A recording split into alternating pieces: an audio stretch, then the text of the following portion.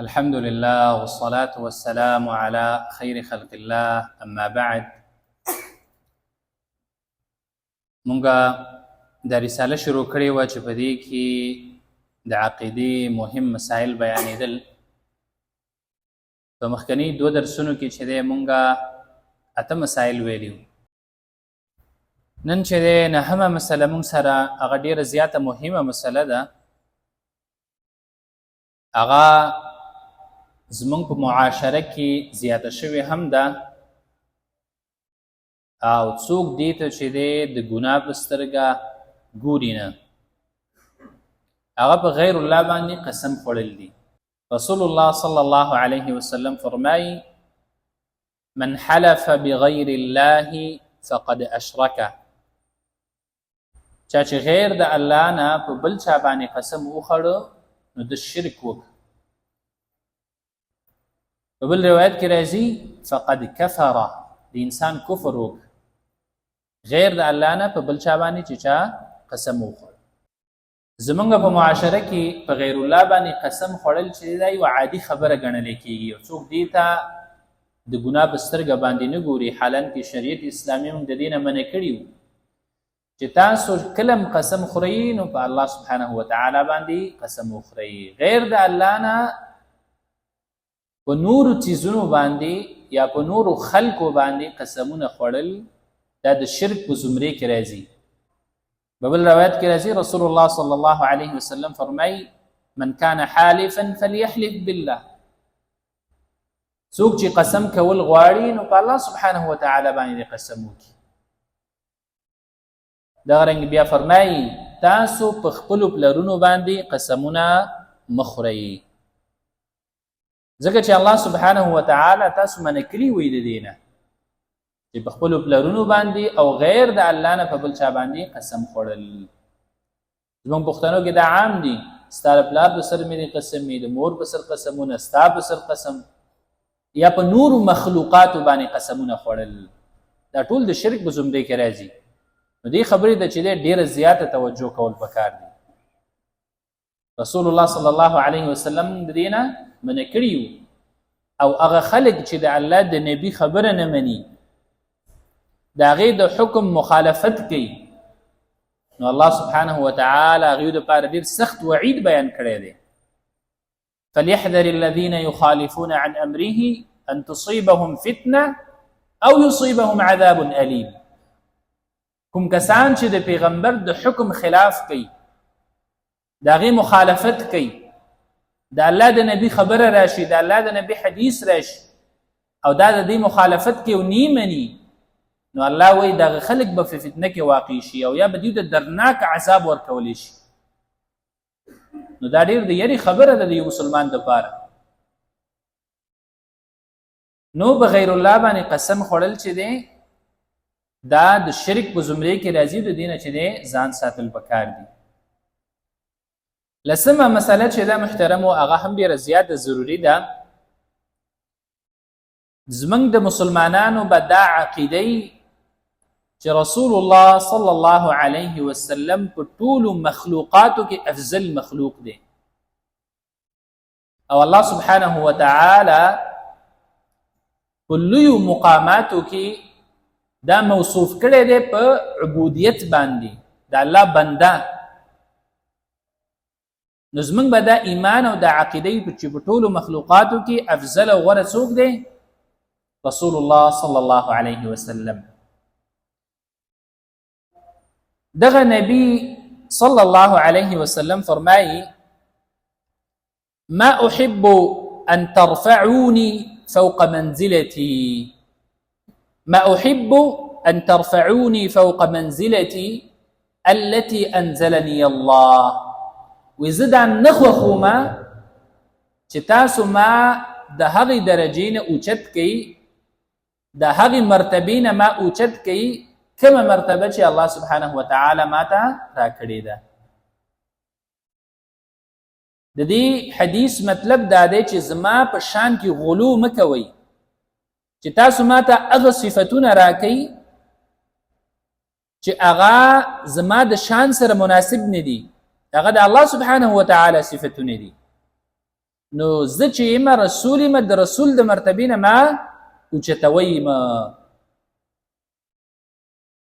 بل حدیث کې راځي لا تطروني كما اطرت النصارى ابن مريم.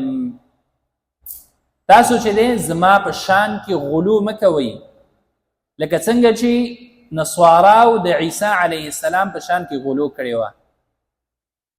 هغوی چې دی عیسی علیه السلام د الله زوی ګرځولی و چې دا د الله زوی دی او د بعضو دا عقیده وه چې دا الله دی. دا د څه وجې نه چې د هغې مرتبه اوچته کړه، د هغې په ذات کې د غلو یې وکړه او مخکني قومونه چې څومره هلاک شوي دي او هغې کې دا شرک راننوتی دی نو هغې کې دا د غلو صفتو او شرک شروع شوی هم د دینه دی. د نوح علیه السلام په قوم کې چې کله شرک شروع شو نو د هغې سبب هم دا غلو زیاتې کول، د یو چا په مرتبه کې غلو کول، د یو سړي مرتبه کمه ده او ته هغې ته د هغې نه ډېره مرتبه ورکې، ته د هغې ته د خالق صفات ورکې. دغرنګې د هغې په قوم کې چې کم نیکان خلک وو نو شیطان هغې ته وفرمیل چې یاره تاسو دیو چې کوم ځای کې کېناستل دغه ځای کې تاسو کېنئ او دلته عبادت کوئ. بیا ورته چې دی په دویمه درجه کې دا ویل چې تاسو د دې تصویرونه جوړ کړئ نو دې ته چې تاسو ګورئ تاسو ته به الله یادېږي نو تاسو به د الله عبادت کوئ او عبادت ته به ستاسو شوق راځي. چې کله هغه پیړۍ ختمه شوه نو شیطان چې دی بیا رالی او د هغې بچو نوسو ته وویلې چې تاسو ته پته نشته دی، ستاسو پلرونو نیکونو خو به د دې عبادت کوو او تاسو د دې عبادت نه کوئ. نو دغه شانې چې دی هغه شرک شروع شو د نوح علیه السلام په قوم کې. نو بیا الله سبحانه وتعالی نوح علیه السلام راولېږه چې دا خلک صرف د یو الله سبحانه وتعالی عبادت او بندګۍ ته راوبلي. نو د شرک شروع کېدل د دې لوی سبب چې دی هغه غلو ده. نو نبی کریم صلی الله علیه وسلم خپل امت ایرولی دی چې ګوره د نسواراو په شانې چرته زما په مرتبه او منزله کې غلو ونه کوي، ما له هغه صفات را نه کوي چې کوم ما سره مناسب نه دي. او بیا فرمایي انما انا عبد، زه ګورې بنده یم د الله. نو څنګه وی تاسو چې ما رابلی یا زما صفت کوئ نو داسې ویوئ عبد الله ورسوله، د الله بنده او د هغه رسول. نو ما په دې صفاتو باندې رابلی، د دې نه اخوا چې دی هغه ما مبره کوئ. دلته چې دی عبد الله ورسوله دوه صفتونه چې دی نبی کریم صلی الله علیه وسلم ځان دپاره ثابت کړه. اولنۍ ده چې زه بنده یم، څه شی یم؟ بنده یم د الله سبحانه وتعالی.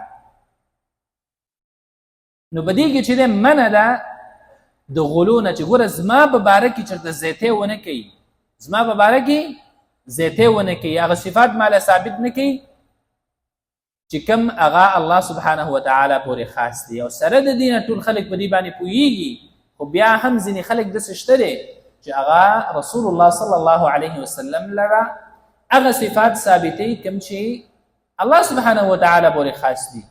څوک دې دعاګانې غواړي، څوک چې دی د خیر او شر هغوی د عقیده لري چې رسول الله صلی الله علیه وسلم خلکو د خیر او شر ورکولی شي. قسم قسم عقاید لري، یا رسول الله صلی الله علیه وسلم په علم غیب باندې پوهیږي. نو دا ټول صفات د الله پورې خاص دي.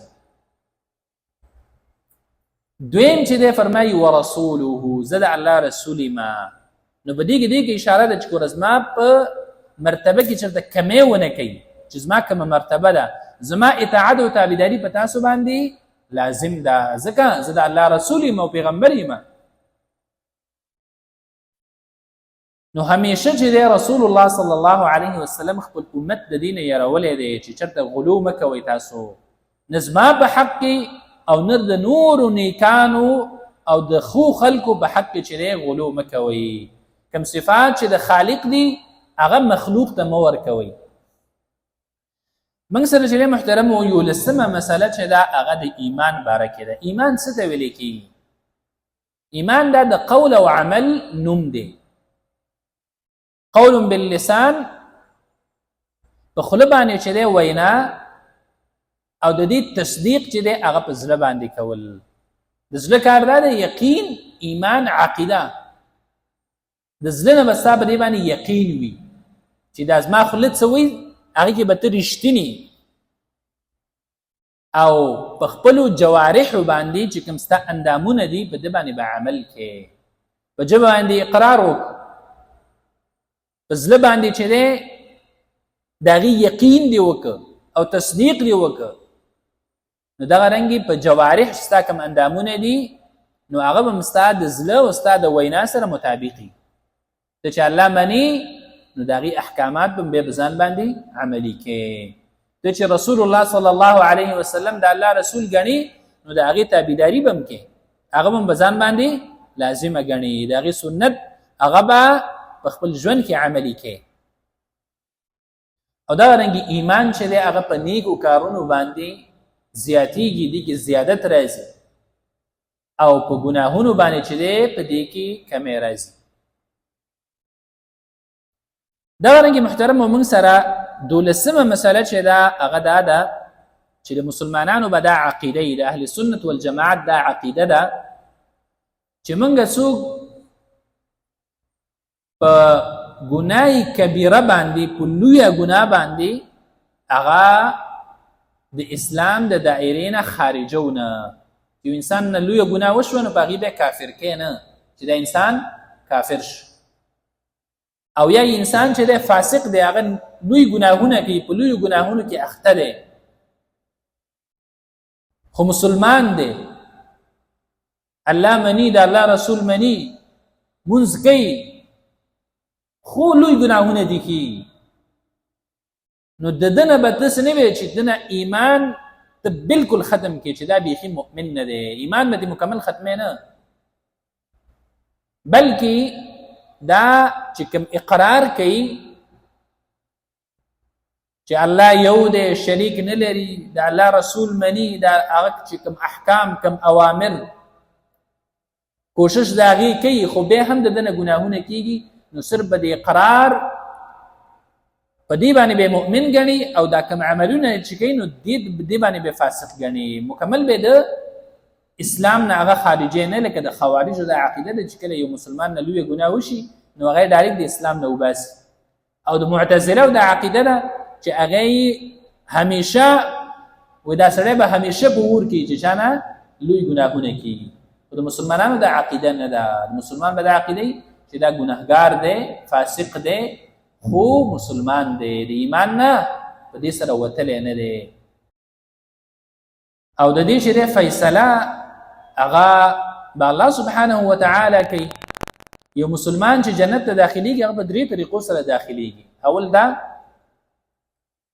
چې د انسان نه په دنیا کې ګناهونه شوي، ځکه انسان کمزور دی، هر چا نه ګناه کوي، خو په دنیا کې چې د توبه ایستلی نو الله سبحانه وتعالی ته په داسې حالت کې مخامخ شي چې دا پاک وي بالکل د ګناهونو نه، الله ته بخښنه کړي، نو دا انسان به ډایرکټ جنت ته داخليږي. دویم قسمه هغه خلک دي چې هغوی نه ګناهونه شوي دي په دنیا کې، په داسې حال کې د الله سبحانه وتعالی سره دیو مخامخ شو چې دیو ګناهګار دي. نو یو ډله په دې کې داسې ده چې الله سبحانه وتعالی به په خپل رحم سره دیو ته بخښنه وکړي او سره د ګناهونو به جنت ته داخل کړي. دا درېیمه ډله داسې ده چې دیو به د دې ګناهونو په وجه باندې الله سبحانه وتعالی جهنم ته داخل کړي، چې کله د ګناهونو نه پاک شي نو به راوباسي. ځکه د انسان په زړه کې د توحید عقیده ده. حدیث کې راځي چې کله د یو انسان په زړه کې د ذرې غوندې ایمان وي، ذره هغه چې انسان په سترګه باندې نه ویني، دومره ایمان نو هغه انسان به جنت ته خامخا داخليږي. خدا مراحل دي.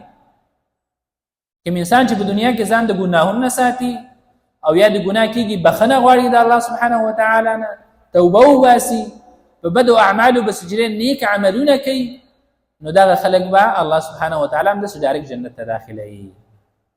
او هغه خلک چې هغې نه غټ ګناهونه کېږي او یا توبه یې نه ده ایستلې او په داسې حالت کې د الله سره مخامخ شو، نو بیا الله خوښه ده چې دې سره څنګه معامله کوي. د انسان ډایرکټ جنت ته داخلوي که نه دې اور ته چې دی یو ځل لیږي.